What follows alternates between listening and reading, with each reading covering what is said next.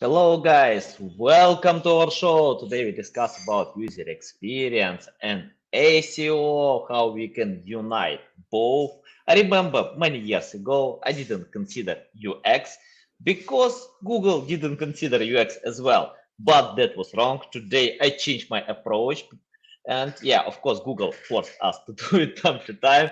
And today it's important. It doesn't matter what kind of marketing channel do you use. You need to consider customers, readers, users who open your website. And I'm so excited to discuss this topic with Peter Mesarec. How are you? Hello, Anatoly. I'm great. How are you doing? I'm doing great. Looking forward to learn more from you. I know you so kind to share value.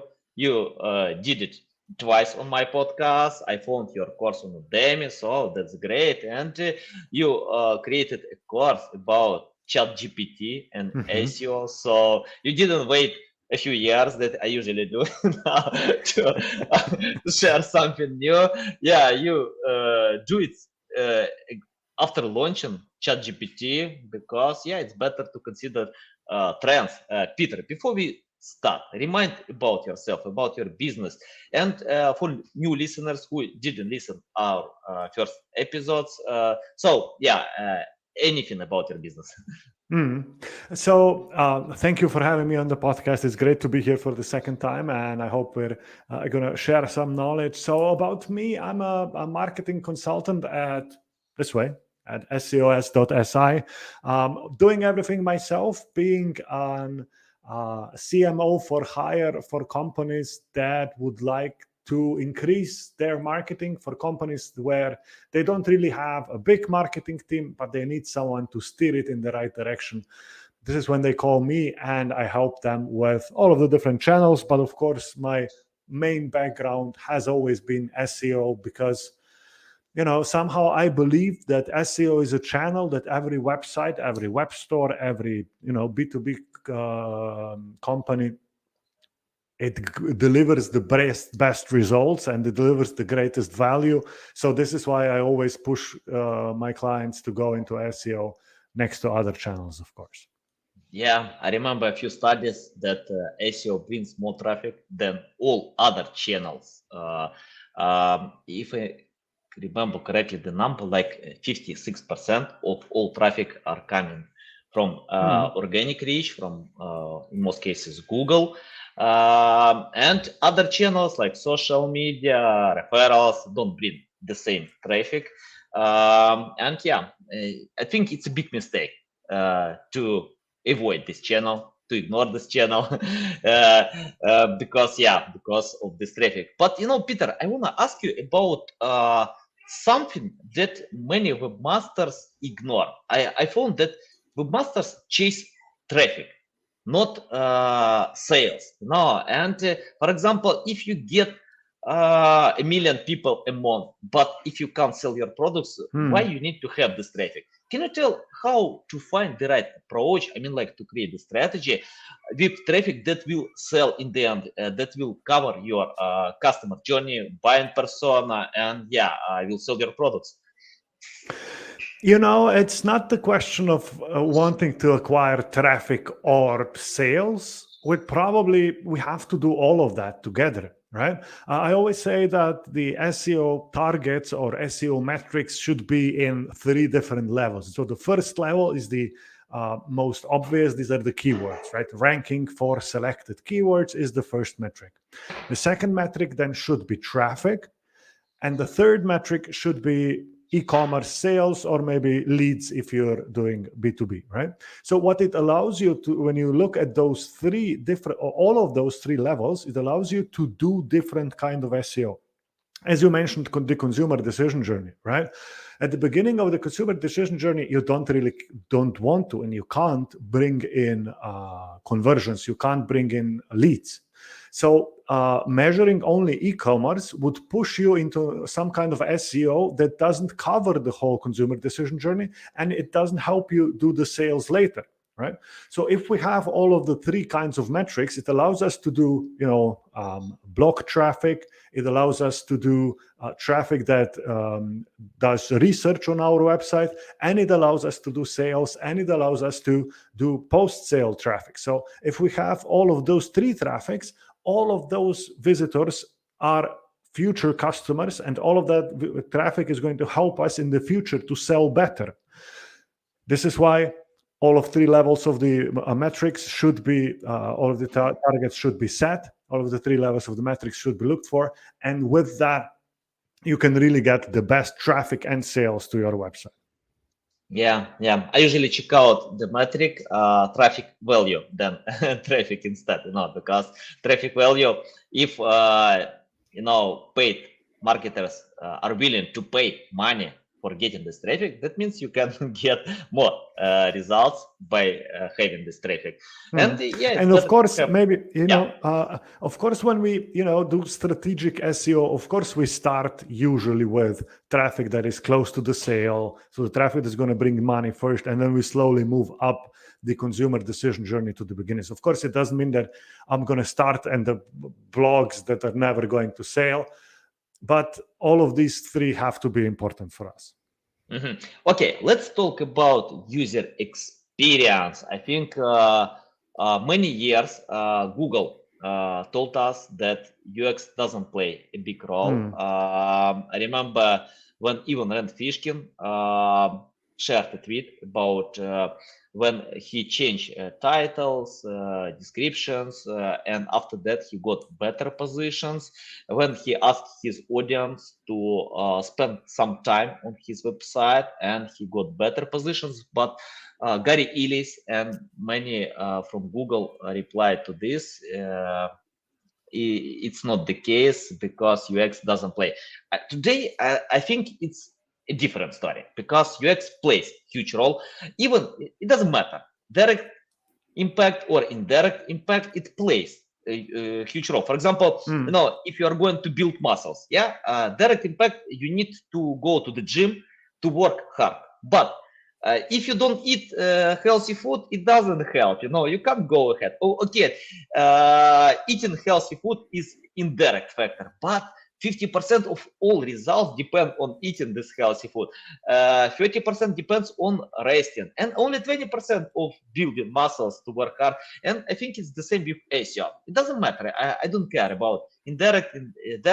If it impacts the results, then you need to do it. So can you tell about UX? How to increase UX, and what kind of problems webmasters have? For example, if I have UX, but if the goal to decrease bounce rate, to increase time on site, any tips about that? So firstly, I'm more in the camp that says that UX is not really as important for SEO, or it doesn't impact the SEO directly, right? So, the dwell time or time on site, or the new metric in Google Analytics that, bounce rate doesn't really exist anymore. All of those numbers are probably not, shared. No. Bounce rate got back. Google bounce rate is back. You're right. You're right. Sadly, bounce rate is back. But of course, engagement rate is a much better metric. People are so used to reporting bounce rate that Google gave it back. You're right. If you have it great on your website, does that really help your SEO? I don't really believe that. And I know that, as you mentioned, there are different camps in SEO. Some have experience in that way, some have tests in the other way.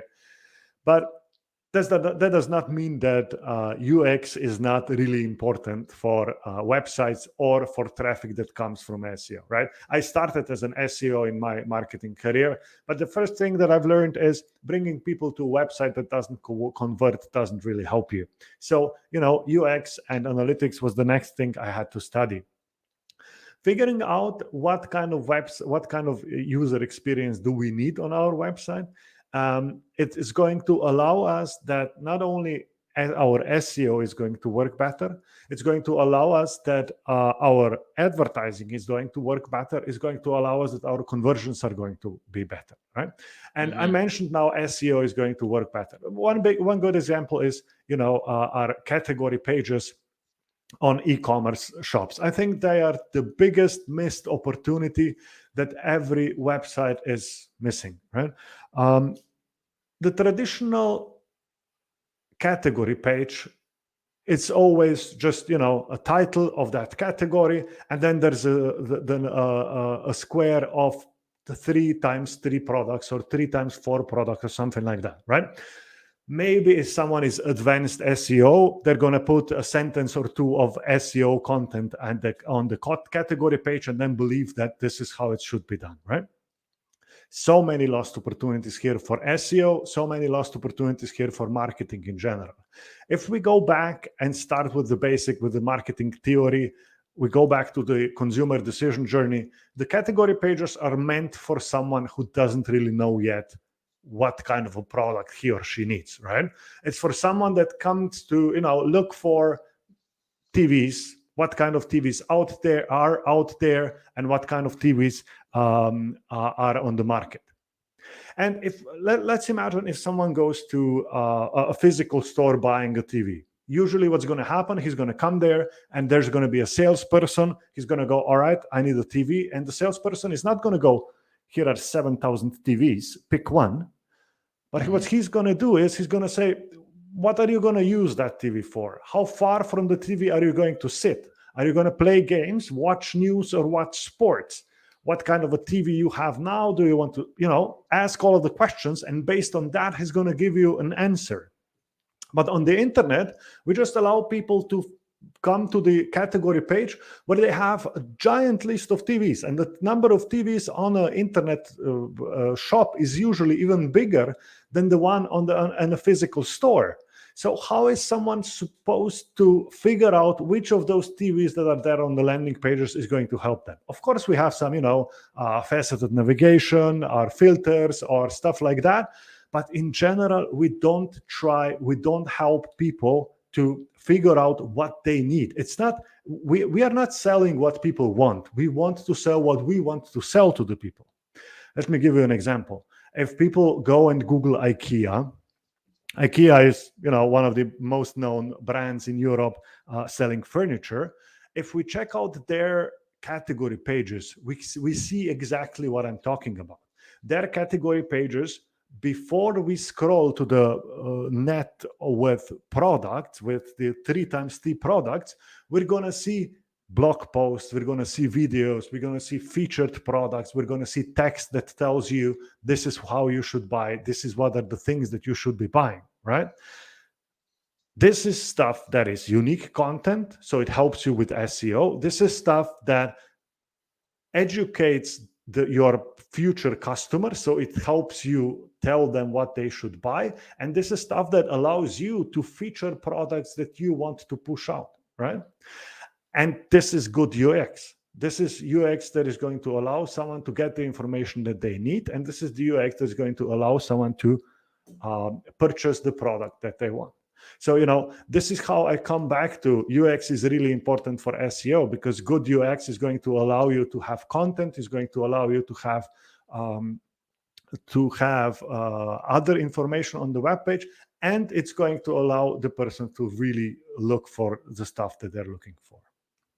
Nice. Okay, let's talk about another element, simplicity. For example, if I open apple.com, I can see so simple website, with a few words in the first screen, like make difference, and I only see iPhone. I don't see MacBook, AirPods, Apple Watch.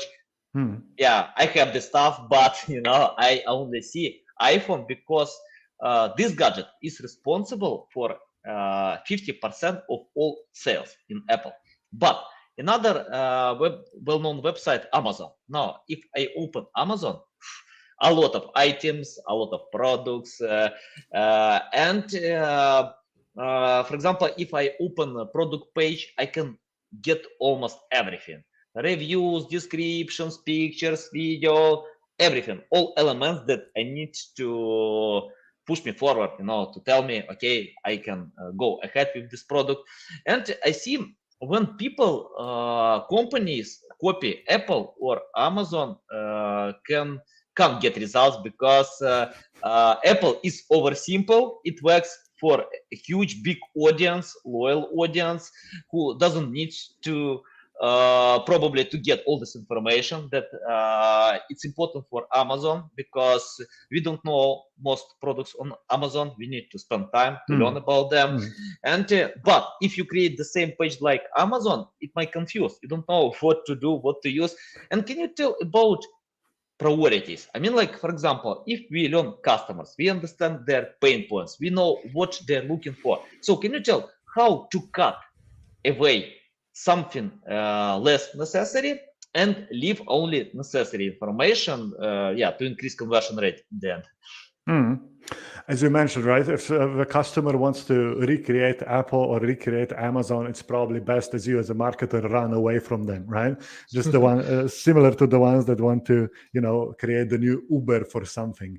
But comparing Apple and Amazon, these are apples and elephants probably, right?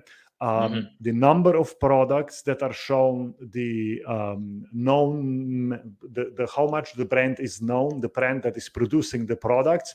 In Apple, that's 100, right? Everyone knows the brand. In Amazon, it's just a random producer from the Czech Republic or Ghana or whatever selling there, right? This is why Apple doesn't need all of those things that tell you how great the product is, and Amazon, you need all of those things. What is the answer for one specific web shop? Is, I don't know, it depends, right? You have to change, but this is what I'm trying to say, right? You have to change your category page or your product page depending on how many products you have, how well they are known, and how well you are known, how much content you have, and what kind of content you believe has to be shown so that the customers can make a decision, right? All of this information together is going to give you an idea of how you should prepare your landing pages. And that can be homepage, that can be the category page, that can be the product page. Even, the shopping carts have to be different depending on what kind of a web store you are, what kind of delivery you offer, and stuff like that, right? The first rule should be the default category page or the default product page is not nearly enough of what web shops should have, right? But from then on, it really depends. And, I have a product where I go and help my clients as an additional consultant on their web page development. And at the first meeting, we start talking about how many products do we want to feature? Are there, is there one specific product within the category that you have to show and you have to feature it? All of these questions have to be taken into account before we start creating our web shop. And another thing that you mentioned, right? When we look at our products, we know that there is a product or two products that bring you most of the money. But on the website, on our category pages that are very usually SEO targets and are very usually advertising targets, what we do is we don't really look at which product is going to be shown first, which product is going to be shown second, which product is going to be shown third. We may maybe allow users, to sort by alphabet or sort by price or stuff like that. Or, very often we see it's just randomly sorted or by the date that the product has been added to the web shop. On the other hand, if I go again back to my comparison with the physical shop, if we go to any grocery store, we know that companies are paying to be, put on the specific place, on the specific height within the a grocery store, right? So the chips that you buy and is set in a grocery store in your eye height, so that you see it, you know that the company had to pay for that to be there. But on our web shops, we just ignore the positions of the products on a category page. And, again, the UX should allow us to feature one product 3 other products more obvious and then have everything else. And a classical category page does not do that. It just shows all of the product, and then the user has to do all of the work. And of course, the user shouldn't do the work. We should tell them what they should be buying. Yeah, interesting.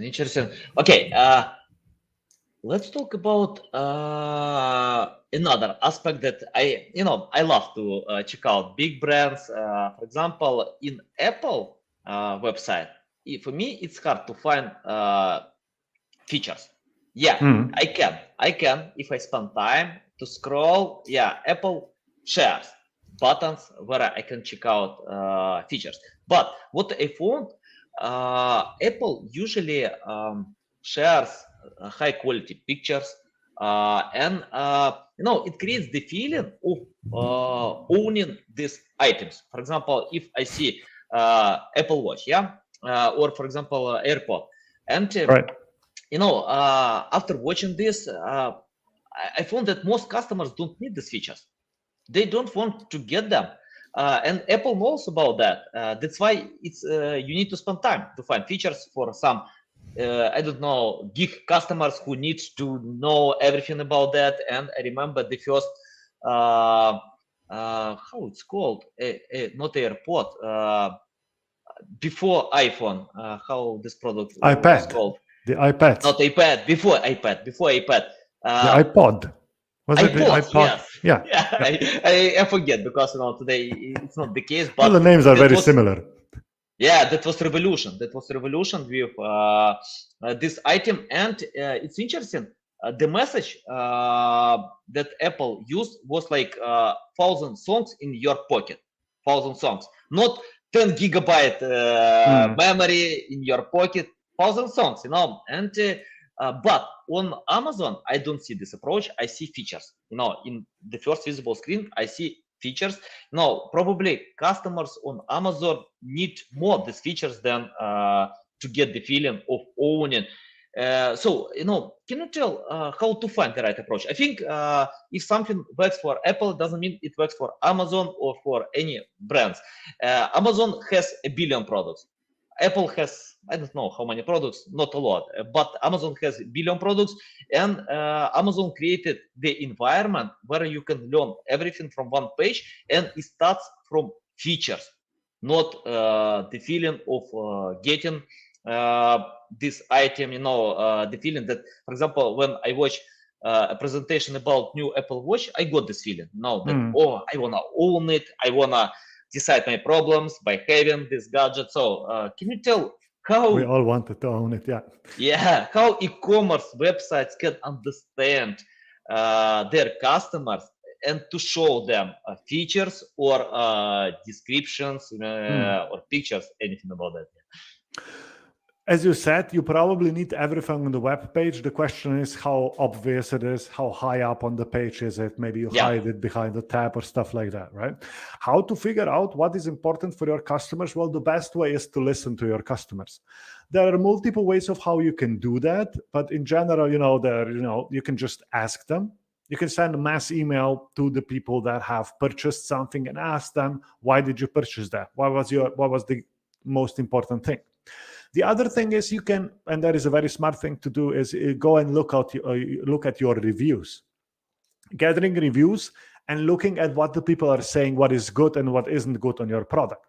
If everyone is saying, I really love it, it looks great, maybe that's important, how it looks. If someone says, most people talk about, 10 gigabytes of storage, that's probably the thing that you have to talk about. If, there are even tools out there where you can analyze your reviews en masse and get the keywords out there and get reports of what are the words and the ideas that people are giving in your reviews. The next thing that you have to listen to is your customer support, so the emails, the phone calls, the WhatsApp messages, the Facebook messages that you receive. And again, figure out what people ask about. If everyone asks, how big is this thing in reality, then you know that you should be adding that, right? Analyze all of that data, and that data is going to tell you how obvious some information has to be and what other information you have to hide. Maybe one more thing, companies would very often hide stuff behind the tabs on the websites. And I think that coming from the UX idea, that's not really something that we need right now anymore.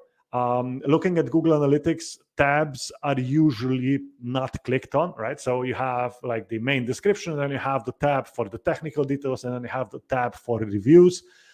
People don't really like to click on that. On mobile, it's hard to create them. What we are now used to is a long page. As you said, Amazon probably made that, right? And of course, social media. So what we do, we just put one after the other, and people are going to scroll and find the information that they're looking for. But of course, some of this information, if it's really important, we have to give it higher on the website. Yeah, nice. Love it. Okay, Peter, I want to ask you about ChatGPT. It's hard to ignore this tool today.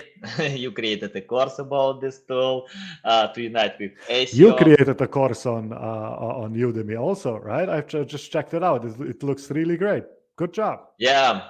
I created the course, but I found that most creators who use this format, they usually have the goal, to earn money with that. It's like business model. But my course is quite different. I usually send my course for customers who don't understand SEO. For example, if I speak with them and if they ask me, I need here, check out my competitors. I want their traffic, I want their sales, and they don't know anything about that. So right.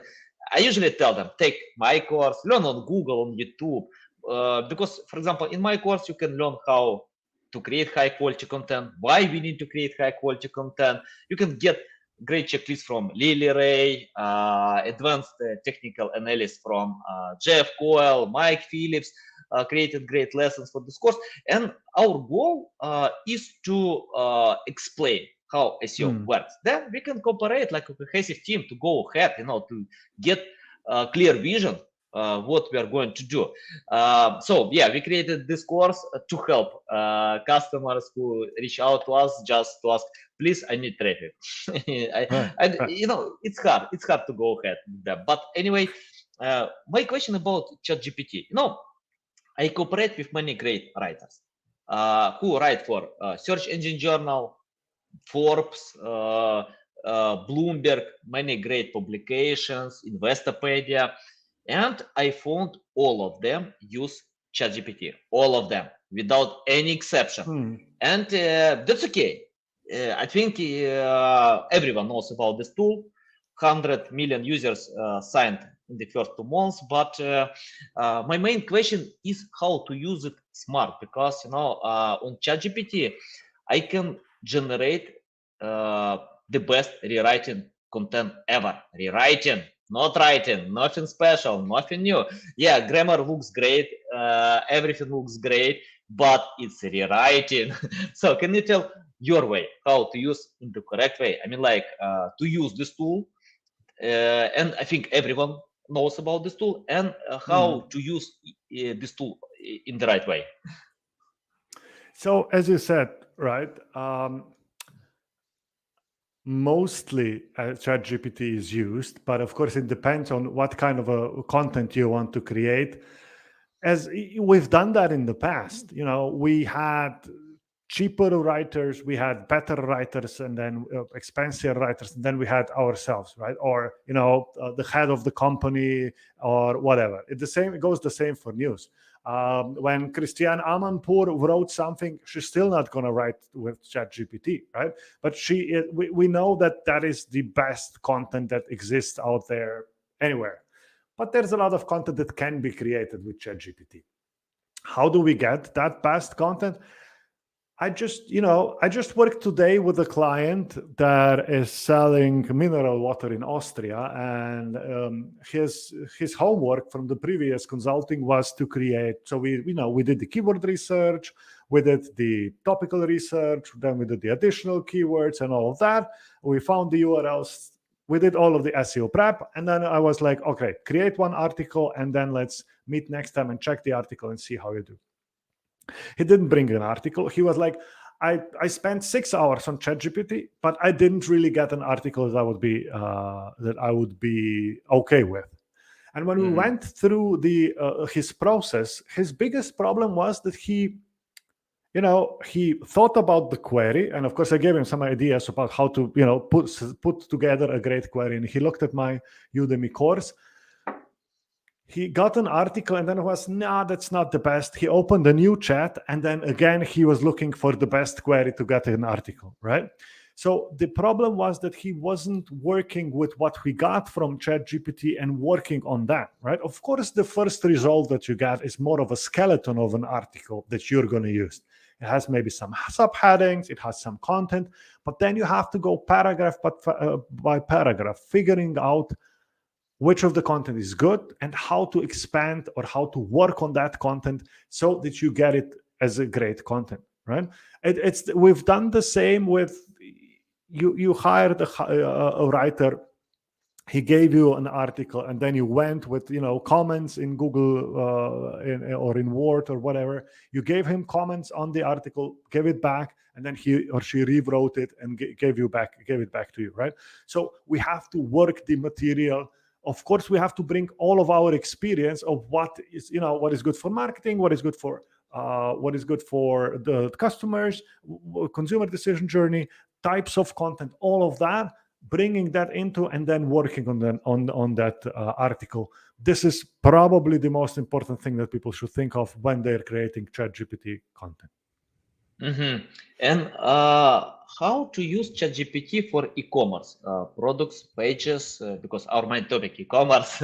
So right. Can you tell the way how to create the right content? Because if you set up generic prompts like to write description for, I don't know, iPhone, you get generic answer that probably plus 1,000 people use it. And I found when people set up prompts like how to play guitar, how to lose weight, guys, for me it's hard to count how many people can use the same prompts. And I remember when Elon Musk shared on Twitter before he started to criticize ChatGPT, and signed this letter to procrastinate the process. It's interesting to know how he can change his mind, because he signed the letter to procrastinate the process. Then after a few days, he bought expensive equipment for Twitter to develop this technology. Because he has his own, yeah. Yeah, I think I got the answer to this question, what happened from Jeff Coyle, because he told you can't stop the process.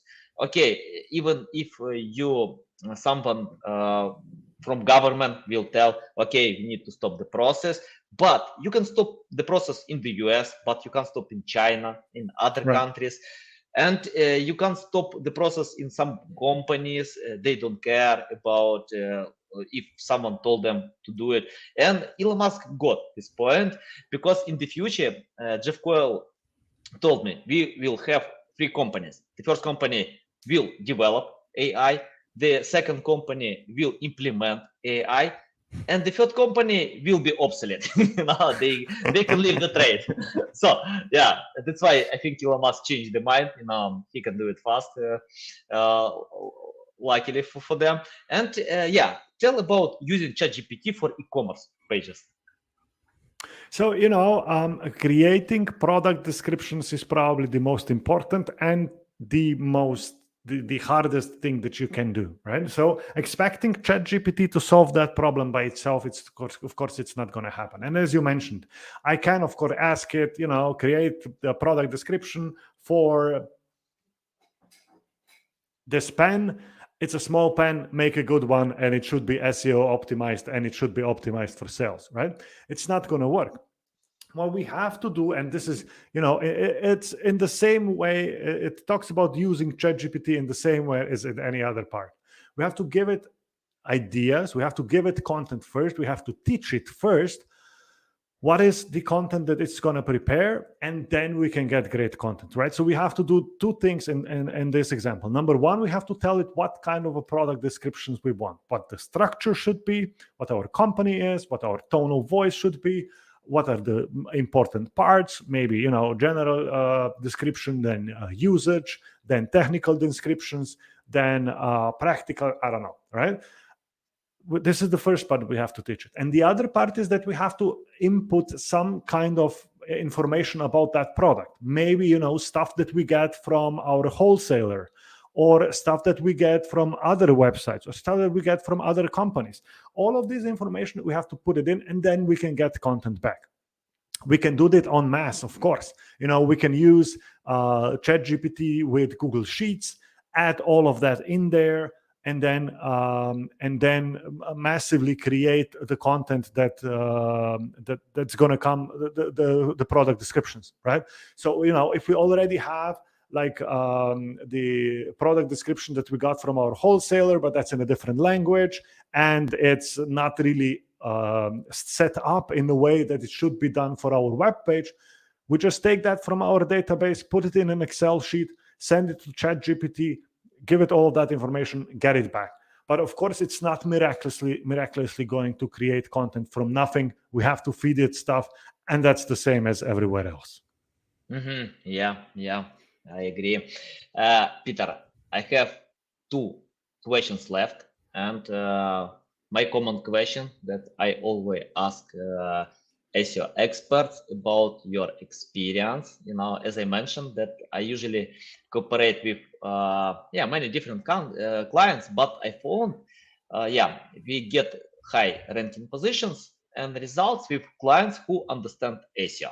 So if they don't, take our course, learn on YouTube, Google, and I'm interested about your experience. If you started today from scratch without any experience, knowledge, skills, but you need to get the basic, considering that we have AI, SEO is more about UX. So what will you do today to learn more about SEO? That's a very good question. I think that, the SEO hubs that exist out there have all of the information that you need.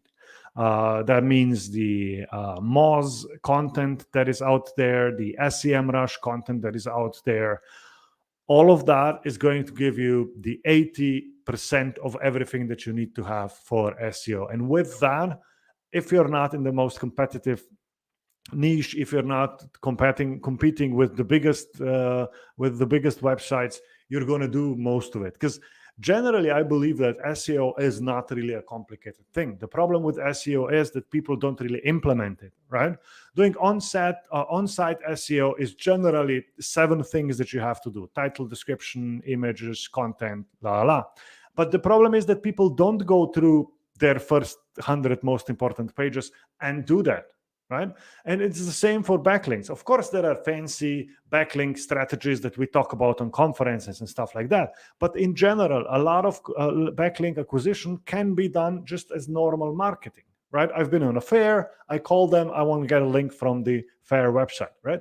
So all of those things, technical SEO can be complicated. Of course, if you have a website with a couple of million URLs, but most of the websites don't really have so many problems. So in general, just get the basic, but do your stuff every day. I tell my clients you should do SEO, every Tuesday and every Thursday, 2 hours in the morning. If you do that, in 6 months, you're going to have great results. Nice. And Peter, my final question about future. Can you forecast what kind of future will be in SEO field? Because I asked this question before launching ChatGPT. Today we have this tool, and we have a lot of discussions that ChatGPT or Bard or any other system will replace SEO. So your predictions about the future? I'm just playing around with AutoGPT, an upgrade to the ChatGPT that is able to get out there and find content on the websites.